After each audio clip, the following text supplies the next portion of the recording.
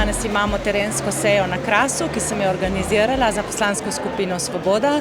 Vesela sem, da smo se dobili z vsemi 4 županjami in županjami kraško-brkinskih občin, da smo spregovorili o problematiki in dejansko tudi slišali, da včasih problemi niso taki, kot se piše in tako, kot je v medijih. V bistvu moram reči tako, da smo kar izredno veseli in navdušeni, da lahko imamo priložnost, bom rekel, eno svetniško skupino, pa seveda, če je še to največja svetniška skupina, toliko bolj, nekako soočimo z našimi težavami, z našim vidikom in nekako probamo poenotiti mnenja tudi na tem kontekstu, kakšne so možne rešitve, da, bom rekel, določene težave, ki jih imajo lokalne skupnosti, tudi rešimo, ne nazadnje. Jaz sem zelo zadovoljna, da je prišlo do tega obiska, da smo lahko poslancem Državnega zbora, ki ste prvi odločevalci, predstavili tudi naše probleme in mogoče bomo skozi to tudi kakšno stvar naprej spravili oziroma dosegli.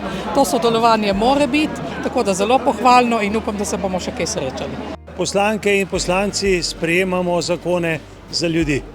Zato smo med župane in med Kraševce prišli s ponižno, iskreno željo, da vidimo, kako delujejo, kje so izzivi, kje so težave in kje naše delo lahko še nadgradimo. Dotaknili smo se regionalnega razvoja, črpanju sredstev, birokratskih ovir, tudi umeščanju energetskih objektov v prostor in pa seveda skrb za prelepo slovensko krajino in pa turizem. Hvala še enkrat za sprejem. Vsem pa želimo v imenu poslanske skupine vse dobro in pa uspešno naprej.